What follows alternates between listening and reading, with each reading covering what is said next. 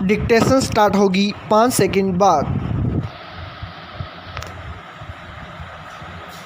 Yes, lesson number 37। उपाध्यक्ष महोदय, budget पर जो चर्चा चल रही है उसमें भाग लेते हुए मैं भी अपने विचार सदन के सामने प्रस्तुत करना चाहता हूं।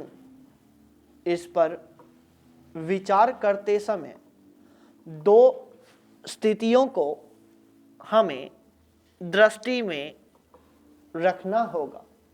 यह दृष्टि यह है कि किस हालत में हमारा देश गुजर रहा है, उसमें हमें क्या करना है, और दूसरी दृष्टि यह है कि भविष्य में देश को किस दिशा में ले जाना चाहते हैं। जब तक इन दोनों दृष्टिकोणों को सामने रखते हुए इस बजट को नहीं जांचेंगे, तब तक हम यह निर्णय नहीं कर पाएंगे कि यह जो बजट हमारे सामने रखा गया है वह देश की दृष्टि से उचित बजट है या नहीं।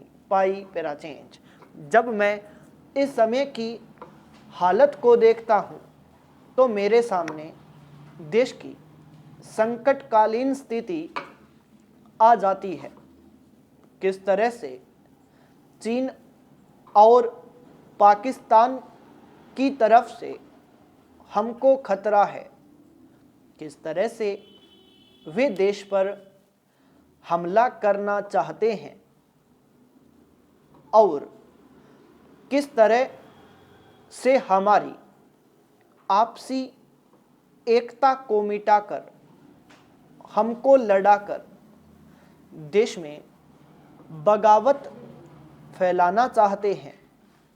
इसके साथ ही साथ जब मैं पिछले बजट को सामने रखता हूं तो मुझे यह कहना पड़ता है कि आज का बजट चाहे जिस हालत में भी रखा गया हो, बहुत सुंदर बजट है।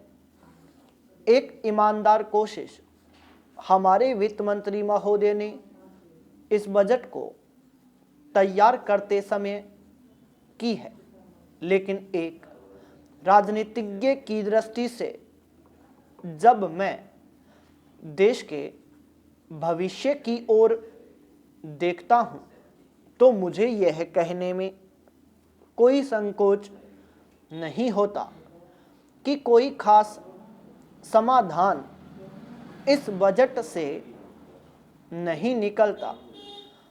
मैं जिस पार्टी से संबंध रखता हूं उसका जो उद्देश्य है उसको सामने रखते हुए मैं यह कह सकता हूं कि जो हमारे सामने आदर्श हैं वे सब आज ही पूरे नहीं हो सकते।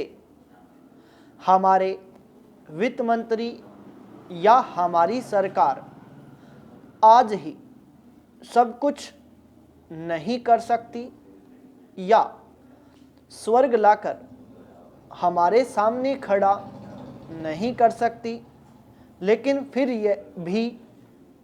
यह मैं जरूर देखना चाहता हूं कि हमारा देश आगे बढ़ रहा है या नहीं। जिस दिशा में हम आगे नहीं बढ़ रहे हैं उसे देखकर मुझे निराशा अवश्य होती है। जो प्रस्ताव कांग्रेस अधिवेशन में पास हुआ उसके मूलभूत विचार मैं आपके सामने रखना चाहता हूं। वहां हमने यह निश्चय किया था कि 8वीं पंचवर्षीय योजना खत्म होने तक देश की जनता की ज़रूरत की चीज़ें पूरी कर दी जाएंगी। स्टॉप।